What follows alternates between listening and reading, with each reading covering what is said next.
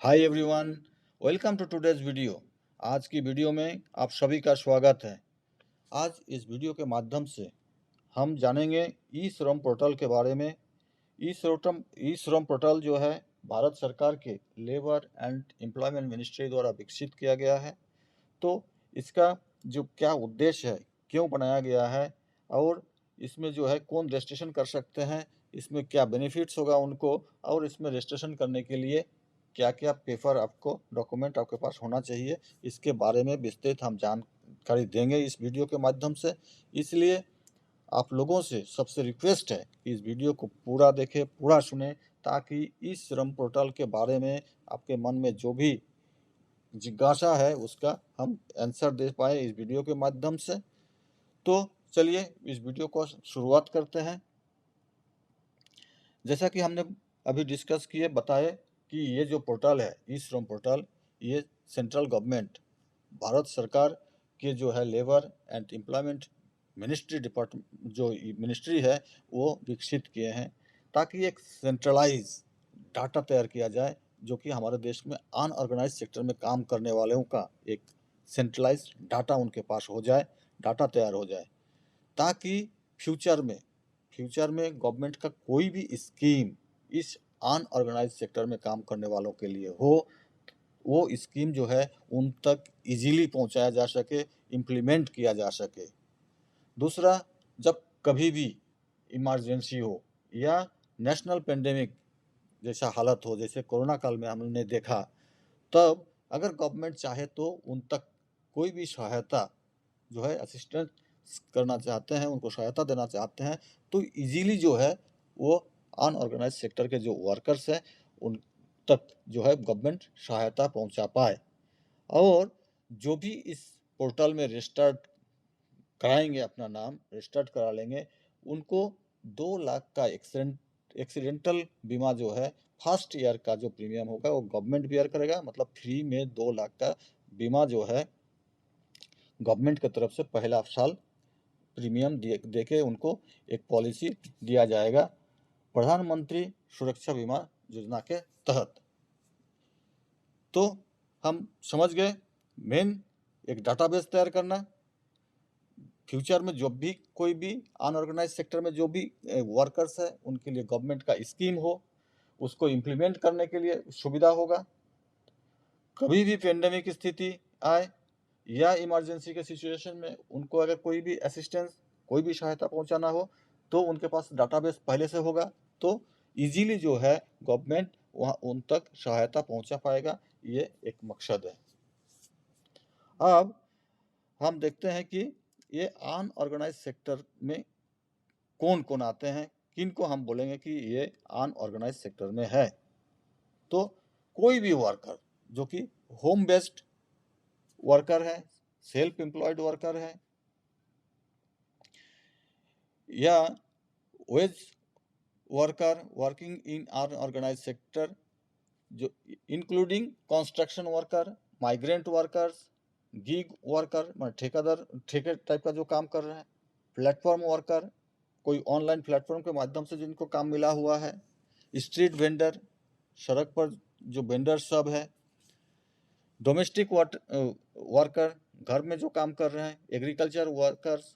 तो इस तरह का जो भी काम कहीं भी काम कर रहे हैं, चाहे वो अपना घर में अपना काम कर रहे हैं या फिर अपना कुछ सेल्फ एम्प्लॉयड है या फिर वो ठेका में काम कर रहे हैं, माइग्रेंट वर्कर्स है, स्ट्रीट वेंडर है, तो छोटा मोटा जो भी काम कर रहे हैं इस तरह का, जिनका कि EPFO employ provident fund organisation या एम्प्लॉयज स्टेट इंश्योरेंस कॉरपोरेशन या NPS जो कि गवर्नमेंट फंडेड NPS है, इसमें उनका कहीं से भी कोई उनका जो है मेंबर नहीं है, या तो EPFO का मेंबर नहीं है, एम्प्लॉय प्रोविडेंट फंड का, एम्प्लॉय स्टेट इंश्योरेंस कॉरपोरेशन का मेंबर नहीं है, या NPS जो कि गवर्नमेंट फंडेड NPS है उसमें उनका नाम अगर नहीं है, तो और कोई भी काम कर रहे हैं, अपना काम कर रहे हैं, कहीं किसी का ठेका में काम कर रहे हैं, घर में काम कर रहे हैं, माइग्रेंट वर्कर्स है, प्लेटफॉर्म वर्कर माने ऑनलाइन प्लेटफॉर्म के माध्यम से जिनको काम मिला हुआ है, इस तरह का कोई भी अनऑर्गेनाइज सेक्टर में काम कर रहे हैं, वो जाके इसमें रजिस्टर्ड हो सकते हैं। इसमें इनकम का क्राइटेरिया है कि नहीं? इसमें कोई इनकम का क्राइटेरिया नहीं है, सिर्फ उनको इनकम टैक्स पे ही नहीं होना है। आप इस ई श्रम पोर्टल में जाके रजिस्टर्ड अपना नाम कर सकते हैं। अगर आप अनऑर्गेनाइज सेक्टर में काम कर रहे हैं, आप इनकम टैक्स नहीं दे रहे हैं और आप जो है EPFO, employ provident fund organisation, ESIC, employees state insurance corporation, NPS में अगर आप मेंबर नहीं हैं, इनकम टैक्स नहीं दे रहे हैं, तो आप जाके ई श्रम पोर्टल पर अपना नाम रजिस्टर्ड कर सकते हैं। इसके लिए आपका एज जो है 16 से 59 ईयर्स होना है। 16 से 16 ईयर्स से लेके 59 ईयर्स तक जो है आप ई श्रम पोर्टल में जाके रजिस्टर्ड हो सकते हैं। अब हम बात करेंगे जो फर्स्ट ईयर मतलब 2 लाख का जो इंश्योरेंस आपको एक्सीडेंटल इंश्योरेंस मिलेगा, उसके बारे में हम थोड़ा डिस्कशन करते हैं। ये आप रजिस्टर्ड तो 16 ईयर से कर सकते हैं, लेकिन आपको जो 2 लाख का इंश्योरेंस एक्सीडेंटल इंश्योरेंस का बेनिफिट है, ये आपका 18 ईयर से 60 ईयर्स के बीच में ही लागू होगा। तो प्रधानमंत्री सुरक्षा बीमा स्कीम के तहत जो है आपको 18 से अगर 60 के बीच में एक्सीडेंटल डेथ होता है या डिजेबल हो जाते हैं आप, तो उस केस में आपको इंश्योरेंस बेनिफिट मिलेगा।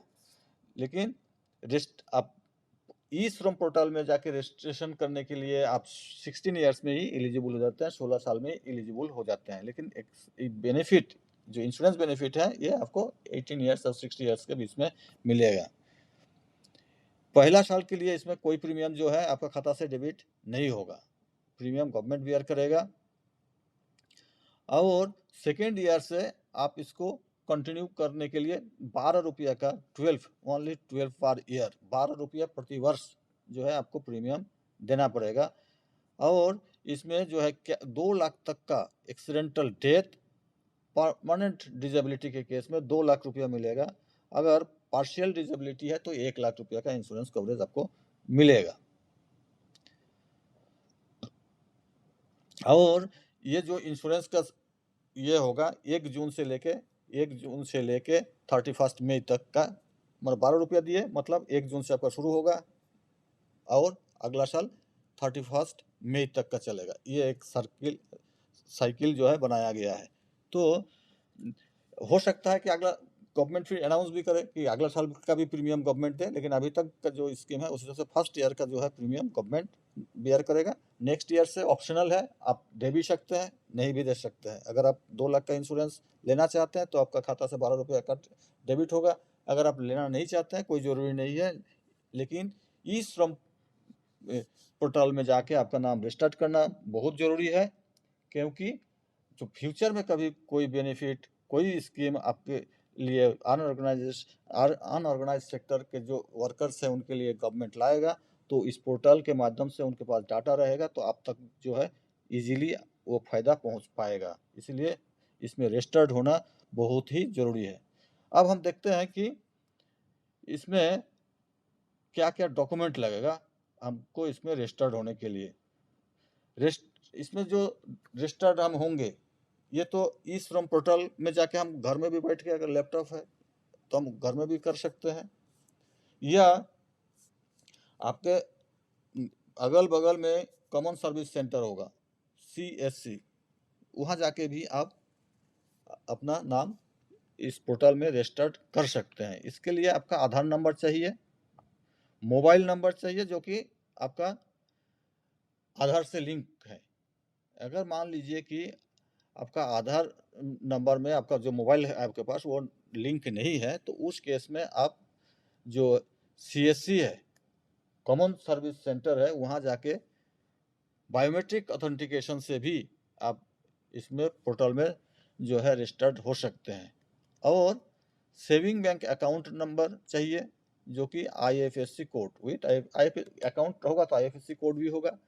अकाउंट नंबर इसीलिए लिया जा रहा है ताकि फ्यूचर में अगर गवर्नमेंट का कोई भी आपको सहायता पहुंचाना हो ताकि खाता में पहुंचे। आपका खाता से पैसा डेबिट नहीं होना है, कोई चार्ज नहीं है। इस पोर्टल में रजिस्ट्रेशन के लिए कोई भी चार्ज नहीं है। पहला साल जो इंश्योरेंस होगा उसका प्रीमियम गवर्नमेंट बियर करेगा। सेकेंड ईयर से अगर आप चाहते हैं, ऑप्शनल है, अगर आप चाहते हैं तो 12 रुपीज़, ओनली 12 रुपया डेबिट होगा आपका खाता से, और 2 लाख का एक्सीडेंटल इंश्योरेंस कवरेज होगा। और अगर आप नहीं चाहेंगे, डेबिट नहीं होगा, इंश्योरेंस का जो 12 रुपया है वो डेबिट नहीं होगा। तो इस पोर्टल में जाके या तो घर में बैठ के या फिर आपके अगल बगल में जो भी CSC है, कॉमन सर्विस सेंटर है, वहाँ जाके ई श्रम पोर्टल में अगर आप अनऑर्गेनाइज सेक्टर से जुड़े हुए वर्कर हैं तो इस पोर्टल में जाके अवश्य ही अपना नाम दर्ज कराएं, और जो गवर्नमेंट का स्कीम फ्यूचर में आने वाला है अभी, या कोई सहायता गवर्नमेंट द्वारा दिया जाएगा, तो इससे आपका जो है डाटाबेस गवर्नमेंट के पास रहने से आपको कोई परेशानी नहीं होगा। तो सबसे फिर से एक बार हम रिक्वेस्ट कर रहे हैं कि इस पोर्टल, अगर आप अनऑर्गेनाइज सेक्टर के वर्कर हैं, उससे बिलोंग कर रहे हैं, 16 साल से 59 ईयर्स के बीच के हैं, तो इस पोर्टल में जाके, ई श्रम पोर्टल में जाके अपना नाम रजिस्टर्ड कराएं। उम्मीद करते हैं कि आज का वीडियो जो है आप लोगों को अच्छा लगा होगा। अगर अच्छा लगे ज़रूर लाइक करेंगे, शेयर करेंगे, और सबसे फिर से मेरा रिक्वेस्ट है इस चैनल को सब्सक्राइब करें ताकि अगला वीडियो जब भी आए आप तक पहुंच पाए, आप तक नोटिफिकेशन पहुंच पाए। तो आज का वीडियो में इतना ही। Thank you for watching this video. All the best. जय हो।